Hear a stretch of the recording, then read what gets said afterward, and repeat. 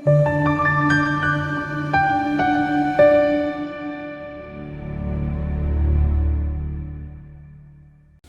ekulonde ekubusise igama uPastor WeNingi channel Nufliq udaba olamaphupho uzodwa Ntomani uthi-ke ngibingelele uphupho udliwa inja emnyama esandleni. Yes, sikhulume kaningi ngokulunywa uphupha nje ulunywa inja.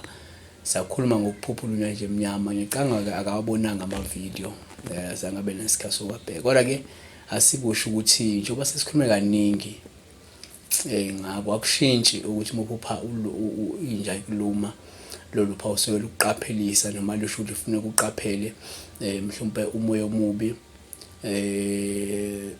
noma ke ukungaboni ngasolinye phakathi kwakho mhlawumbe nomunye umuntu ongahle mhlawumbe egcine sekwakhela uzungu noma ekulimaza yabona.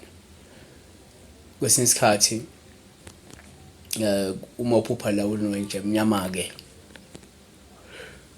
uphawu osuke lusho ukuthi ke uyaxwayiswa ngezibhadi noma ke ngeshwa noma umoya omubi kanye nonya ongase ubhekane nalo ngenxa yesitha sakho esikufisela okubi noma ke ngenxa yomuntu okwakhela uzungu. Kodwa futhi okunye singakusho ukuthi uma uphupha ulunywa nje emnyama kungabuye kube uphawu olusho ukuthi lindela ukukhashelwa, lindela ukusongelwa noma ke ukulinyazwa umuntu omaziyo onenhliziyo elukhuni kungekudala.